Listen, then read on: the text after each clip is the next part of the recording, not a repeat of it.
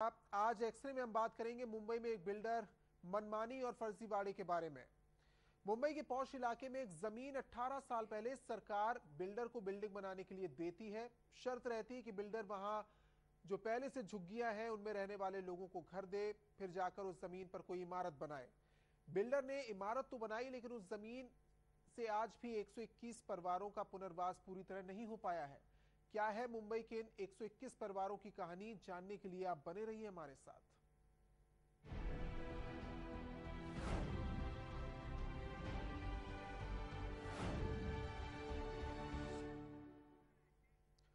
आज खबर मुंबई से, जहां पौष इलाके में एक बिल्डर की मनमानी करने का मामला सामने आया है।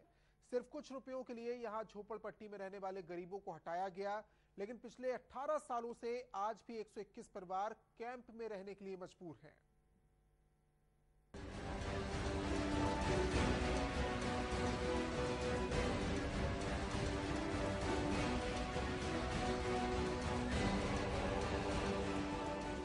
ये है मुंबई का पॉश इलाका ताड़देव।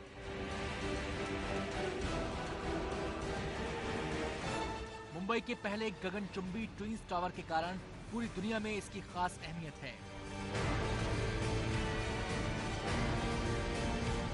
पहले कभी यहाँ सैकड़ों की तादाद में झोपड़ियां हुआ करती थी। मुंबई के सभी बड़े नेता और अफसर इसी इलाके में रहते हैं, इसलिए 18 साल पहले यहाँ मौजूद झोपड़पट्टियों को हटाने का फैसला लिया गया और ये जमीन एसटी कॉर्पोरेशन को विकास के लिए आवंटित कर दी गई। लेकिन जमीन आवंटित करने के लिए सरकार ने अपनी तरफ से बिल्डर के सामने कुछ शर्तें रखी। सरकार की पहली शर्त, स्लम में रहने वालों को मकान बनाकर शिफ्ट किया जाए। सरकार की दूसरी शर्त, जमीन के 9,500 वर्ग मीटर इलाके में पुलिस हाउसिंग सोसाइटी बने।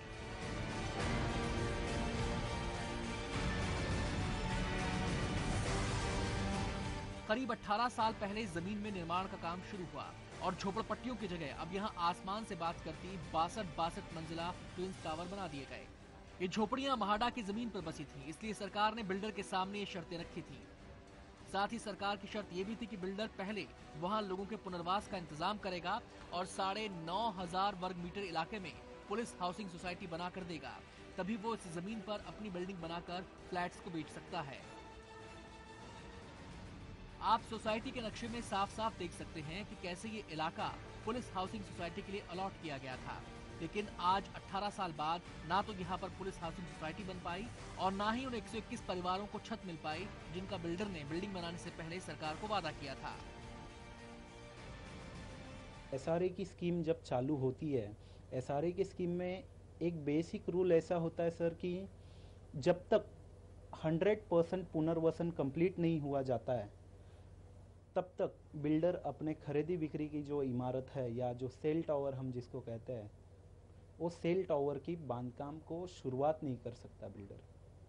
आज 19 साल होने को आए, तकरीबन 150 लोग आज भी ट्रांजिट कैंप में, 18 साल से ज़्यादा टाइम हो गया है, आज ट्रांजिट कैंप में लोग वहाँ पर रह रहे हैं। मतलब साफ है, ये बिल्डर का ऐसा फर्जीवाड़ा है जिसका शिकार गरीब तो हुए ही, साथ ही साथ मुंबई पुलिस को भी बिल्डर ने नहीं बख्शा। आज जिस इलाके में पुलिस वालों के लिए मकान होने चाहिए थे, वो इलाका आज भी खाली पड़ा है। बिल्डर के फर्जीवाड़े की इंतहा तब हो गई जब बिल्डर ने उस इलाके में भी बेचने के लिए फ्लैट बनाने शुरू कर दिए, जो जमीन झोपड़पट्टियों में रहने वालों के लिए मकान बनाने के लिए दी गई थी। इलाके के नक्शे में देखिए, यहाँ पर साफ साफ लिखा है कि जमीन रिहैब यानी पुनर्वास के लिए इस्तेमाल की जानी है, लेकिन बिल्डर ने बिना किसी से अनुमति लिए यहाँ पर भी बेचने के लिए फ्लैट बनाने शुरू कर दिए हैं।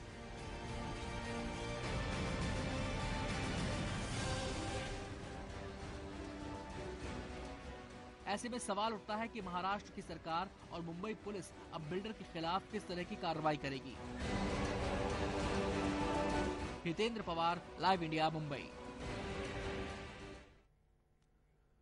बिल्डर की मनमानी के बाद कई शिकायतें, लोगों ने इसकी शिकायत एसआरए यानी स्लम रेगुलेटरी अथॉरिटी से की, जिसके बाद एसआरए ने बिल्डर को एक नोटिस भेजा और तुरंत बिल्डिंग का काम रोकने का आदेश दिया।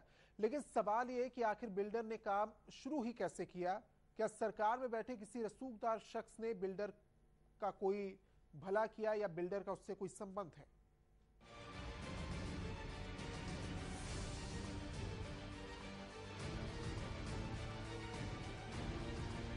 सबसे पहले एसआरए का वो नोटिस देखिए जो स्लम रेगुलेटरी अथॉरिटी ने शिकायतें मिलने के बाद बिल्डर के खिलाफ जारी किया है। इस नोटिस में साफ लिखा है कि ये बिल्डिंग नंबर 1 का काम रोकने के लिए एक नोटिस है। आगे इसमें लिखा है कि इस बिल्डिंग को बेचने को लेकर एसआरए को कई शिकायतें मिल चुकी हैं। इस मामले में एसआरए को सबूत के तौर पर वीडियो भी मिला है। इसलिए एसआरए बिल्डर को निर्देश देता है कि पुनर्वास के अलावा पूरी बिल्डिंग के काम को रोक दिया जाए। जब 9,500 के जगह चौरस मीटर पुलिस लोगों को जगह मिला तो कम से कम 540 घर बन सकते और 540 कुटुंब इधर रह सकते और इधर के लिए मरबारेल के लिए बहुत बड़ी सुरक्षा हो सकती है। मेरे को खाली पुलिस लोगों का घर मिलना मांगता है। एसआरए ने बिल्डर को काम रोकने का एक नोटिस तो दे दिया है, लेकिन नोटिस का बिल्डर पर क्या असर हुआ आप खुद ही देखिए।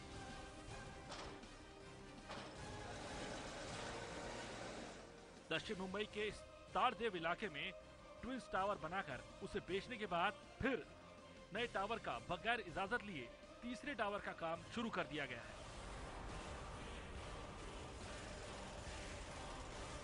हालांकि शिकायत के बावजूद एसआरए ने बिल्डर को स्टॉप वर्क का नोटिस भी जारी कर दिया है। बावजूद उसके बिल्डर ने अपना निर्माण कार्य बदस्तूर जारी रखा है। पुलिस हाउसिंग के लिए महाराष्ट्र सरकार ने भी 4 एफएसआई दिए हैं। आपको बता दें कि एफएसआई का मतलब होता है फ्लोर स्पेस इंडेक्स। ये वो जगह है जो जमीन के अलावा सरकार अपनी तरफ से किसी सोसाइटी को देती है। ऐसे में अगर सही तरह से प्रशासन की तरफ से कार्रवाई की गई तो फिर 9,500 वर्ग मीटर पुलिस हाउसिंग की जगह ये एरिया बढ़कर करीब 36,000 वर्ग मीटर से ज्यादा हो जाएगा और यहाँ 500 से भी ज्यादा घर पुलिस वालों को मिल सकेंगे। लेकिन पुलिस हाउसिंग के लिए आरक्षित जमीन पर भी बिल्डर ने निर्माण कार्य शुरू कर दिया है। प्लान के मुताबिक एमपी मिल कंपाउंड के इस प्लाट पे बिल्डर को पुलिस के लिए एक हाउसिंग सोसाइटी बना के देनी थी, लेकिन फिजिकली ऐसा यहाँ पे कुछ भी नजर नहीं आ रहा है। कैमरा पर्सन हरीश बोरकर के साथ हितेंद्र पवार, लाइव इंडिया, मुंबई। महाराष्ट्र में अभी शिवसेना बीजेपी की सरकार हो या पहले यूपीए की सरकार, एसटी कॉरपोरेशन के खिलाफ कार्रवाई करने में सभी सरकारें अब तक नाकाम साबित हुई हैं। लेकिन उसी इलाके में रहने वाले दीपक मिस्त्री इकलौते ऐसे शख्स हैं जो बिल्डर की नाइंसाफी के खिलाफ 18 सालों से लड़ रहे हैं। सरकारी रवैये से हताश हो चुके दीपक मिस्त्री अब पुलिस वालों और झोपड़पट्टी वालों की खातिर सड़कों पर उतरने और एफआईआर दर्ज करने के मूड में हैं। उनसे बातचीत की लाइव इंडिया संवाददाता हितेंद्र पवार ने। पुलिस वालों को इंसाफ दिलाने में अब तक की तमाम सरकारें नाकाम साबित हुई है। हमारे साथ इस वक्त दीपक मिस्त्री हैं जो ऐसे शख्स हैं जो पिछले 18 सालों से पुलिस के अधिकारियों की लड़ाई लड़ रहे हैं। आइए उससे बात करते हैं। दीपक जी, ये बताइए, सरकार तो अपना काम कर रही है, पुलिस को हक दिलाने के लिए कोशिश कर रही है, लेकिन कोशिश जो है उतनी पुख्ता नजर नहीं आ रही है। आप क्या कर रहे हैं इस बारे में? मैं तो इतना कर रहा है कि आज आप बोल रहे हैं सब सरकार तो सभी का आती ही जाती है, लेकिन आज तक पुलिस लोगों के लिए कोई भी आज आगे आया नहीं है। क्योंकि आज इतना साल से तारदेव एरिया में पुलिस क्वार्टर्स हो गया, क्वार्टर्स के लिए जगह हो, पुलिस लोगों के रिजर्व प्लॉट था, आज रिजर्व प्लॉट दिखता ही नहीं है। क्योंकि उधर एक बड़ा बिल्डिंग बन रहे, टावर बन रहे, डेवलपमेंट हो रहे एसआरए का स्कीम से, लेकिन आज जो पुलिस लोगों का जगह पे हट बन गई, झोपड़ेपट्टी बन गई और उन लोग का ऐसा नियम से हिसाब से किया रहा कि पहला पुलिस लोगों के लिए घर की जगह खाली करके देके उन लोग को घर बांध देने का था। आज तक किसी ने दिया नहीं है। आज उधर का जो बिल्डर आया है उधर काम कर रहे हैं और पुलिस लोग भी उधर, पुलिस लोग प्रोटेक्शन वाले जितना लोग है वो तो कोई देखता नहीं। आज उनका हक का जगह भी उधर से गई है। देखिए, पुलिस को उनका हक मिलना चाहिए, उनका घर मिलना चाहिए। इसको लेके सरकार को कोई इंटरेस्ट नहीं है। बिल्डर ऑलरेडी हड़प कर चुका है। आप क्यों लड़ रहे हैं पुलिस के लिए? मैं लड़ रहा है क्योंकि आज जो पुलिस लोग यहाँ से, ये मरबारी एरिया है, हाईलाइट बड़ा एरिया है। आज इधर मंत्रालय से लेके सब इम्पोर्टेंट ऑफिस है, सब नजदीक है। लेकिन जैसा सभी सकरा का जैसा हाल हुआ उस टाइम पे पुलिस लोग ज़्यादा नहीं है मिले इधर, क्योंकि पुलिस वाले लोग भाईंदर, मीरा रोड यहाँ से काम पे आते मरबारेल में। आप बोलो आज पुलिस लोगों के लिए जब समझो घर इधर मिलता था तो आज इधर रह के सब पुलिस प्रोटेक्शन ज़्यादा बढ़ता है। जो अपने हमारी सुरक्षा करती है उनके लिए जो घर नहीं मिलता है, घर नहीं होते हैं, तो उनकी तो परेशानी बढ़ने वाली ही है। लेकिन भाई साहब पिछले 18 सालों से आप लड़ाई लड़ रहे हैं, अब तक आपके हाथ में कुछ सफलता नहीं मिली है, तो आगे क्या करने वाले हैं? किस तरीके से आपका मूवमेंट होगा, आंदोलन होगा? उसके आगे मैं तो इन लोग के लिए FIR तो डालने वाला ही है, मैं खुद डालूंगा। सरकार तो देखती ही नहीं है, सरकार खाली अपना अपना सीट पे बैठे बस मजा कर रहे हैं। लेकिन मेरे को मेरा हक से डालना, हक बोलेगा तो मैं FIR डाल के समझो आगे जो करना है वो मैं करने वाला ही है। क्या आप कोर्ट का रास्ता भी अख्तियार करने वाले हैं? यही बात, कोर्ट का रास्ता है, मैं अपील तो करने वाला ही है कि पुलिस लोगों के लिए आज इतनी जगह, उनके 9,500 स्क्वायर चौरस मीटर जगह दिखती नहीं है मेरे को। और दूसरी बात बोलेगा तो आज उनको जो जगह देना मांगता था खाली ग्राउंड, आज मजदूर खाते में एप्लीकेशन जब भी डाला मैंने तो 91 चौरस में स्क्वायर मीटर दिखाई दिया, 400 किधर गया? यानी पुलिस लोगों का गवर्नमेंट की जगह इसमें किसका साजिश है कि हाथ मिला पाए? कौन कर रहे? ये तो मालूम होना मांगता है। इसके लिए तो मैं कोर्ट में भी जाऊंगा। लड़ाई पुलिस लोगों के लिए, पुलिस का हक मिलना मांगता है, यही मेरे।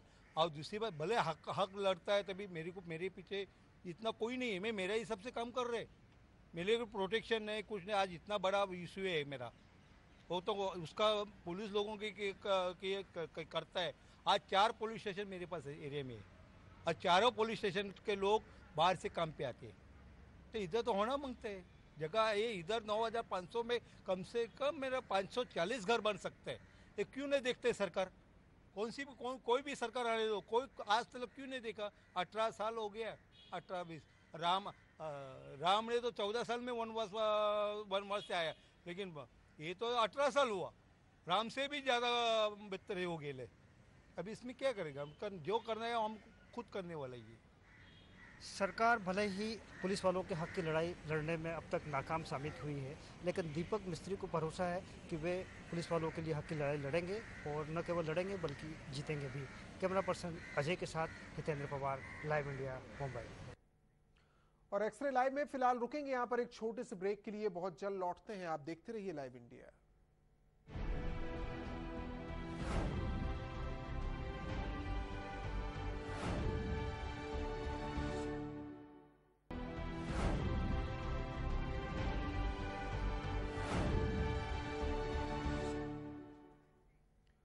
मुंबई में ट्विंस टावर के जनक SD कॉर्पोरेशन ने सिर्फ पुलिस वालों का ही हक नहीं छीना, बल्कि यहाँ 121 ऐसे झोपड़ी वाले हैं जो 18 सालों से ट्रांजिट कैंप में रहने के लिए मजबूर हैं।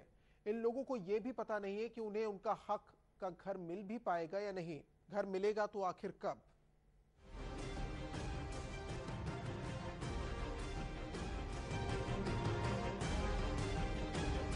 मुंबई के इस इलाके में 121 झोपड़पट्टी वालों को घर बनाकर दिए जाने थे, लेकिन अब भी गरीबों को उनके घर नहीं मिल पाए हैं, बल्कि बिल्डर अपने टावर बनाने में जुटा हुआ है।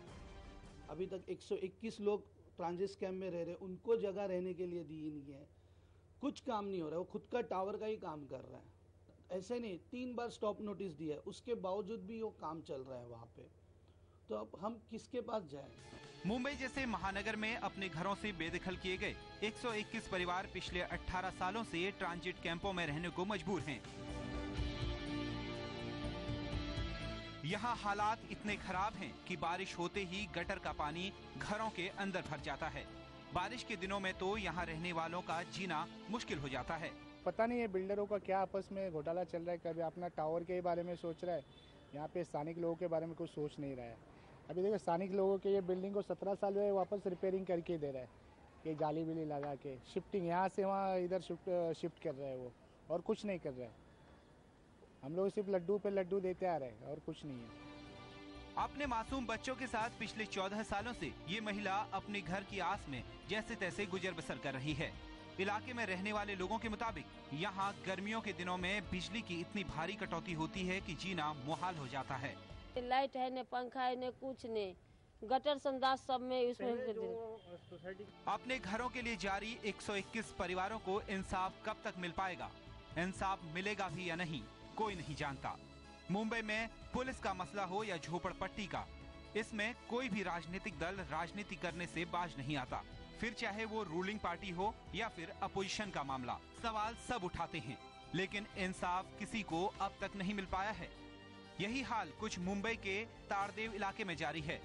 मुंबई में बीजेपी के कद्दावर एमएलए तारदेव के जिस ट्विंस टावर से नाइंसाफी की खबरें आ रही हैं, वो इन्हीं की विधानसभा क्षेत्र में पड़ता है। ये भी पुलिस वालों और 121 परिवारों के इंसाफ के लिए विधानसभा में आवाज उठा चुके हैं, लेकिन नतीजा अभी तक सामने नहीं आया है। कुल मिलाकर ऐसे 2-2.25 लाख स्क्वायर फीट जो कि पुलिस हाउसिंग के घर थे, जो कि आज की कॉस्ट से गिने तो करीबन 250 करोड़ से ज़्यादा की वैल्यू होती है, वो पुलिस को नहीं मिले हैं और वो बिल्डर के ताबे में चले गए हैं। मैंने उसके बारे में सवाल उठाया था और सरकार ने बहुत पॉजिटिव जवाब दिया था। सरकार ने कहा था कि हम इसके बारे में एसीबी में कंप्लेंट करेंगे, और बीच में मैंने एक समाचार में पढ़ा था कि एंटी करप्शन ब्यूरो में ऑलरेडी पुलिस हाउसिंग ने कंप्लेंट की है। तो मुझे विश्वास है कि न्याय होगा, लोगों को न्याय मिलेगा और पुलिस हाउसिंग की ज़मीन पुलिस को वापस मिलेगी। मामला उठने के बाद सरकार ने बकायदा एंटी करप्शन ब्यूरो से जांच का फरमान भी जारी कर दिया, लेकिन अभी तक कुछ नहीं हो पाया, जिससे विपक्ष को बैठे बिठाए मुद्दा मिल गया है। ऐसा है कि कुछ गलतियां पहले भी हुई, अभी भी हो रही है, लेकिन सरकार में बैठे हुए लोगों की आज के ये मानसिक, क्योंकि हाउस में कहा गया था इस मामले के खास करके कि एंटी करप्शन की इंक्वायरी होगी, और मेरी मालूमात के मुताबिक एंटी करप्शन में ये आज तक लेटर ही पहुंचा नहीं है। तो आपको मानसिकता ध्यान में आती है कि कौन खेल खेल रहा है, ये बताने की जरूरत नहीं है। रसूखदार लोगों से आम जनता और आम पुलिस वाले लड़ रहे हैं। देखना दिलचस्प होगा कि आम लोगों की खास लड़ाई को अपना मुकाम हासिल हो पाता है या नहीं। Hiten Pawar, live India, Mumbai. तो झोपड़पट्टी में रहने वाले लोगों का 18 साल लंबा इंतजार अब भी जारी है। वक्त एक ब्रेक का है।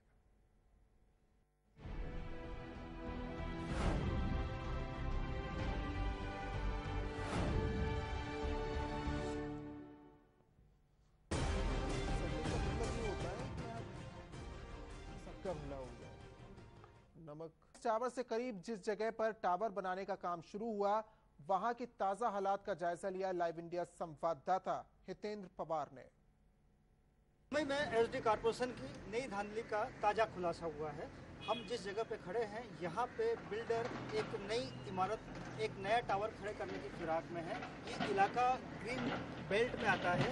कायदे से ये इस इलाके को गार्डन के लिए रिजर्व रखा गया था, लेकिन इस जगह पे देखिए किस तरीके से पहाड़ों को खोदा जा रहा है। खोद के टावर बनाने के लिए नींव डालने का काम शुरू हो गया है। पहाड़ के ऊपर कुछ हरे भरे झाड़ है जो शायद आपको कुछ महीनों बाद नज़र नहीं आएंगे। यहाँ पे नज़र आएगी एक आलीशान बिल्डिंग। इसके ठीक बाजू में श्री विठल रुक्मणी मंदिर है। ये एक 50 साल पुराना ऐतिहासिक मंदिर है। इसको शिफ्ट किया जाएगा। वो पहाड़ के दूसरे इलाके पे बिल्डर ने एक नया मंदिर जो पहाड़ पे खोद के बना दिया है। तो इससे लगता है कि बिल्डर के क्या इरादे हैं, किस तरीके से वो अपने पूरे प्लान को अंजाम देने वाला है। कैमरा पर्सन अजय शिवसागर के साथ हितेंद्र पवार, लाइव इंडिया। और कोई भी बिल्डर इस तरह की मनमानी नहीं कर सकता अगर उसे खाकी और खादी का संरक्षण ना मिला हो। जरूरत है उचित कार्रवाई करने की। एक्सरे लाइव में आज के लिए फिलहाल इतना ही।